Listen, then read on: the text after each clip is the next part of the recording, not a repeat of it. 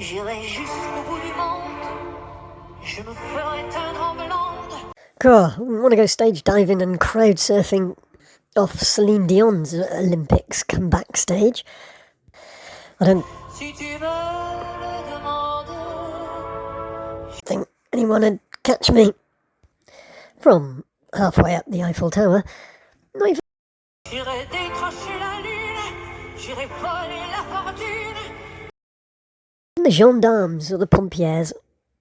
But a big Si tu me le demandes. feature of the Paris Olympics opening ceremony has been the gendarmes. So many in Je renierai ma patrie. Je renierai mes amis. slightly concealed locations that you don't see on the television at all, apart from Mauresmo carrying the torch from Rafa Nadal. Si tu me le demandes. And looking so close and so in touch with the public that she won't allow to have a glass of wine in the stadium. Sorry, do I sound bitter there?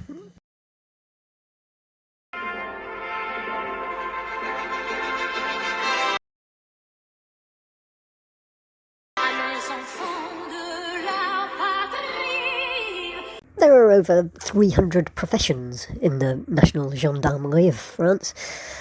Some guard palaces, some ride horses, and some handle dogs.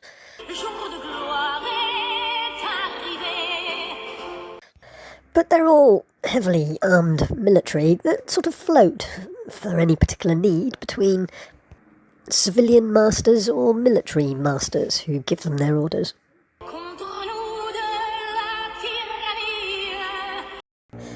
There are 130,000 gendarmes in France, and rising.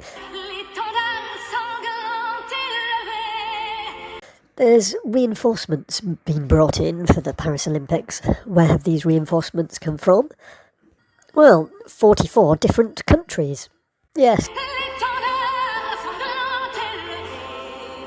So there's 44 different countries, not counties. There are only 27 countries in the EU. But those 44 nations of gendarmerie helping out in Paris won't be from west of the Ural Mountains, which is what's considered the continent of Europe. Well, that would include European Russia. The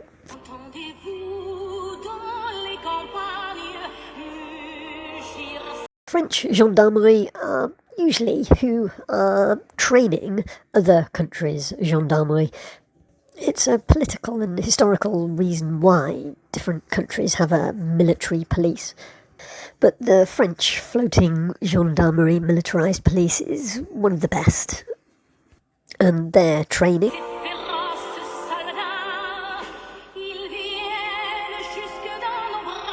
breeds cooperation, and political cooperation to a certain extent, of necessity. On both sides. Think familiarity and assessment. The trainer can be a sort of a spy in the most informal of senses. I strongly suspect that individual people known to the trainers, trained by the trainers, who have been recruited for this auspicious occasion where nothing can go wrong, they've been already vetted. A lot of those 44 countries have contributed dog handlers. Did you see what I did there? That have been pre-vetted by the trainers from France. Those foreign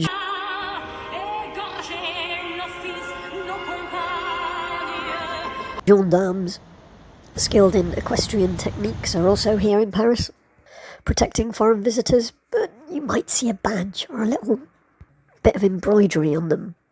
All those men and women that stand there in silence with machine guns.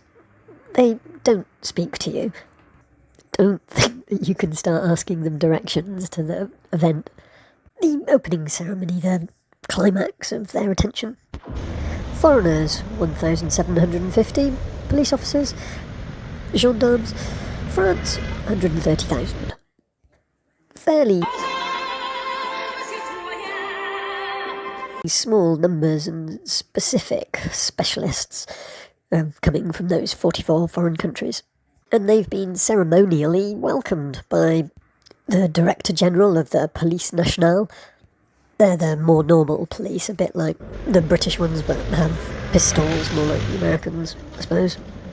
The Civil Security and Crisis Management Director, as well as the General of the Gendarmerie. Lots of flags and uniform and pomp at Beauvau. Beauvau is the Minister of the Interior and beyond the sea. That's straight on up north from Invalides over the Seine on the Alexandra Bridge, past Concorde and across the Champs-Élysées, not far from Franklin Roosevelt. It's in the 8th arrondissement. Place Beauvau is a very attractive, very Parisian square in the Madeleine neighbourhood. Next to the Ulysses Palace. I don't know if any little sponge cakes were served.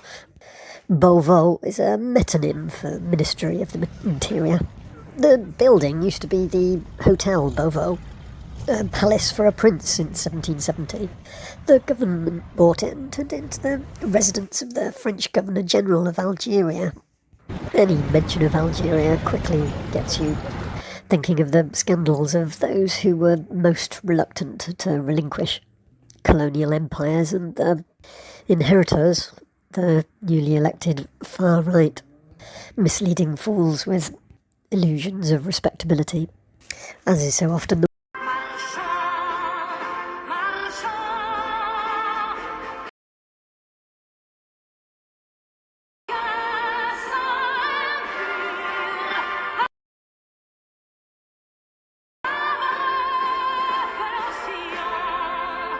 way with military centres, of which there are many small ones around Paris. A little further north, you're in 7th arrondissement and Boulevard de Clichy. Boulevard de Clichy is where tourists are encouraged to take a tour guide and see Paris's red light district. It stretches along the boulevard in the north of Paris. The red light district is exactly the border of the 9th and the 18th arrondissement, just south of Montmartre. It starts on the famous Pigalle Square and goes all the way to Place de Clichy. Though the Marais, the old Jewish quarter along the north bank of the Seine, is perhaps the queer area of Paris in the 4th arrondissement. Montmartre is perhaps halfway.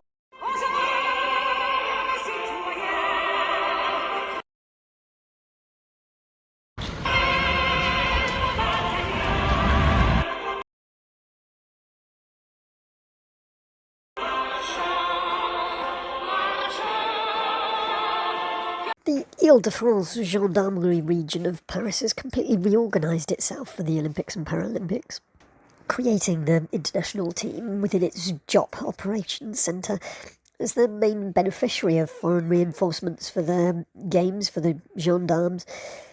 This team has prepared the logistical arrival of the international reinforcements and is now ensuring their proper integration into the units.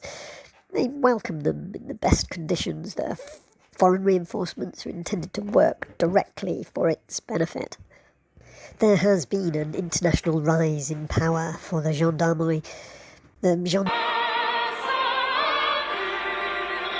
gendarmerie over recent months and years has developed a dense network of European and international partners over showcasing and highlighting great initiatives. There's a Franco-German operational unit which was used for Euro 2024 football as well. The Spanish contingent is the largest. It includes young civil guards who followed the Polaris initiative, G4, doing the May 2024 Montluçon training. There's the Qatari contingent in response to the support provided during the Football World Cup by France in Doha in 2022. It's the most diverse horsemen, anti-drone warfare, patrollers, all manner of skills. It's about the skills, not the language speakers or the number of fans or competitors expected from any one nation, and a bit of reciprocity in the finances. A year ago, the French Gendarmerie collected a expressions of need identified the regulatory and logistical constraints to bring in all these reinforcements, which are both human, animal and material, and which come from the European Union and outside the European Union as well. They're our UK officers. It's an inter-ministerial effort, logistical and legal. The legal agreements,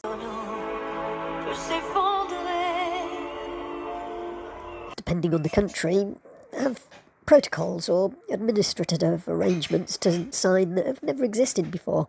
Compliance, regulatory provisions. Can you imagine the complications of foreign military bringing weapons, animals and specific equipment that the other country might not have into the foreign soil? Bulletproof vests are subject to specific regulations, but purely and simply take care of booking transport to come to France in a highly constrained period is bad enough. Specialist or patroller, the idea is to facilitate contact with spectators by allowing them to easily identify police officers or gendarmes of their nationality, since they will be in their uniform. The aim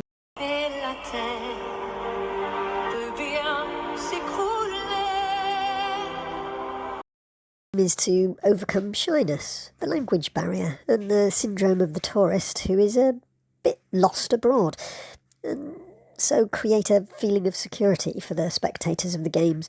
The face that the gendarmes are presenting to you during the games isn't what you usually get from them.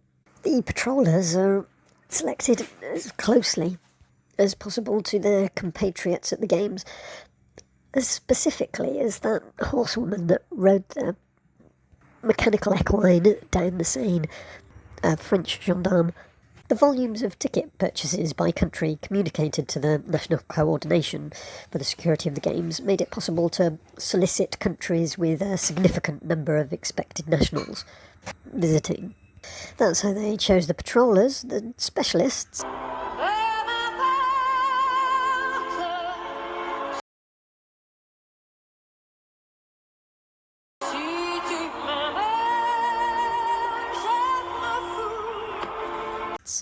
Selection was based on their skills rather than the volume of their compatriots present, in order to meet their security challenges months before on the sites and the major roads. The Gendarmerie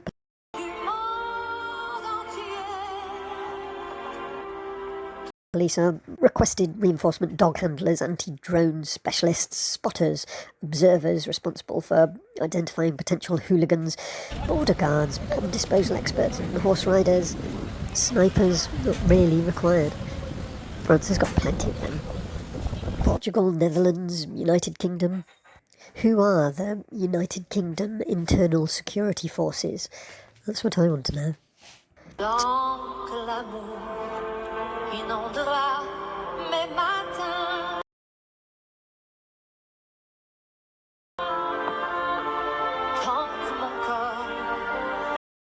To be a hooligan in a tennis arena, all you have to do is have a swig of wine from a plastic bottle in your bag in the arena, and you're earmarked and catalogued and observed.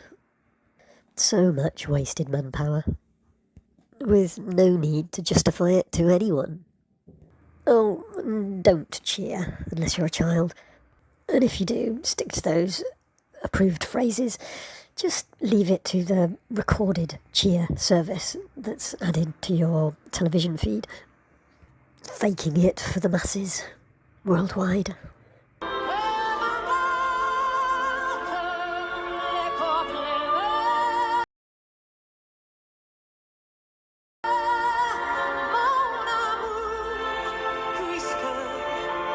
Towards the Olympic Village from the Seine. The Olympic Village is outside the peripherique. It takes up 3 villages, Saint-Ouen, Saint-Denis and l'Île de Saint-Denis, 3,300 metres squared, that were previously industrial parks and businesses. Mostly Olympic apartments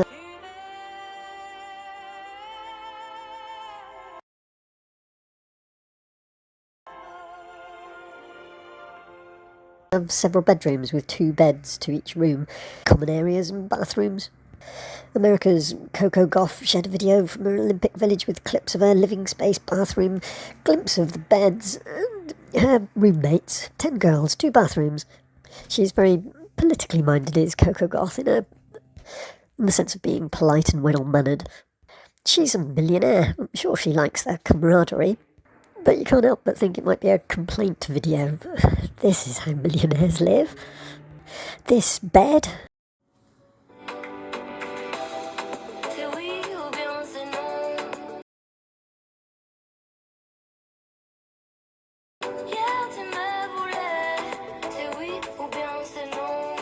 This bed made of cardboard.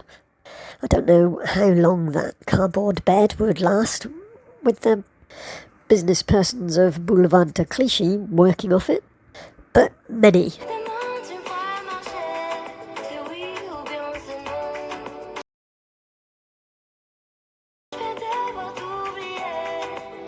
Many of the Olympic athletes have been doing Instagram posts of them testing the cardboard beds that make the village a bit greener.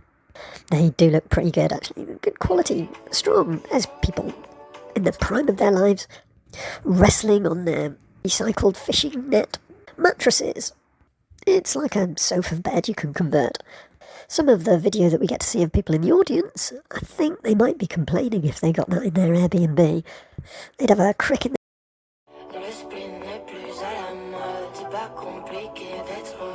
the neck, a crick in the back, but Olympians are young people, aren't they? They're resilient. Years of their life focus on a specific event, moment in time. They're not as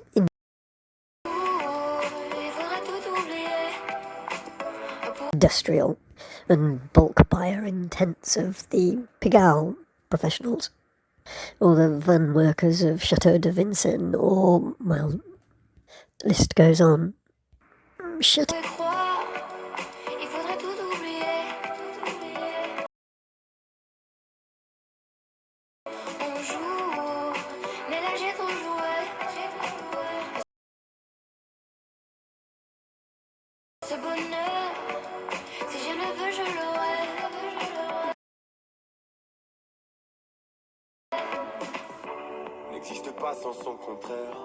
de Vincennes is missed out on being a venue.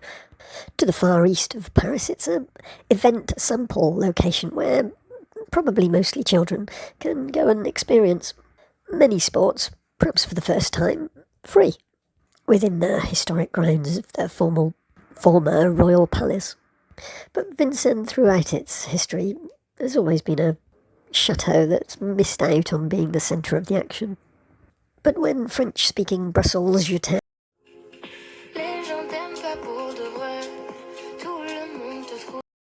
Angele is overlooked and missed out for a feature in the opening ceremony, how on earth does Lady Gaga get to feature so prominently?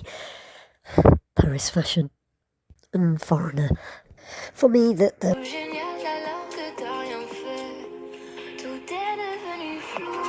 running and jumping on rooftops of parkour, that being represented is perhaps the best bit, as well as those famous French women statues winding up out of the River Seine like Camberwick Green musical box characters.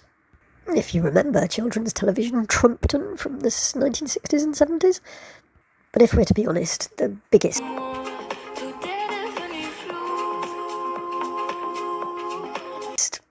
most centre stage of the Paris Olympics opening ceremony wasn't the gendarmes or the fashion hard sell. It was the water. Not just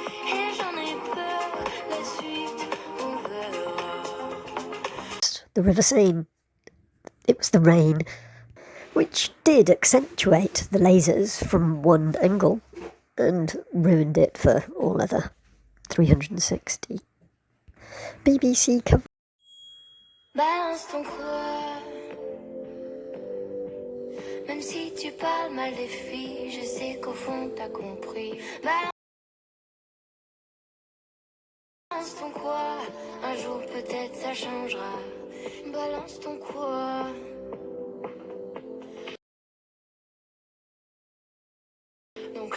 te chanter, allez te faire. Which is ruining it for me a little bit as well. Side note, you have to watch the whole day to find rugby sevens and tennis. Click on the icon picture of one thing and you get beach volleyball. It's not so bad, I suppose.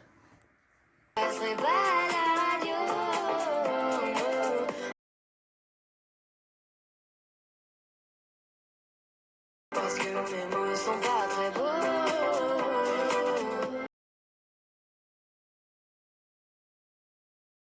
Les gens me disent à demi-mot, pour une fille belle, t'es pas si bête. Pour une fille drôle, t'es pas si laide. Tes parents et ton frère, ça aide. Oh.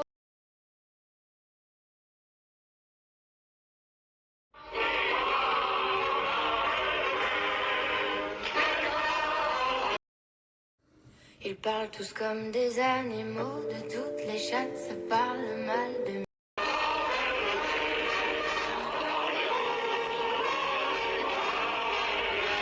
2018, je sais pas ce qu'il te faut, mais je suis plus qu'un animal. J'ai vu que le rap est à la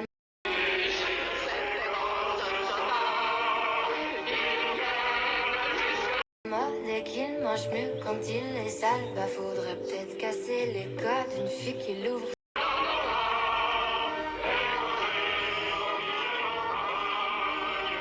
Ce serait normal.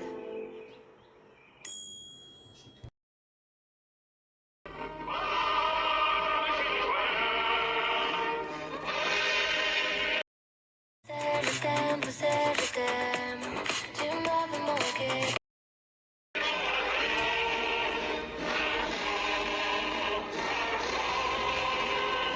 Je t'aime, je t'aime, tu m'avais fait, je t'aime.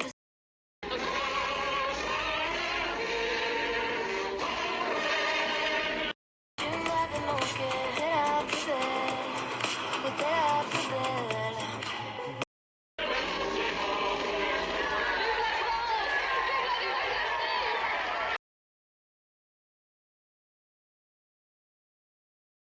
Je t'aime.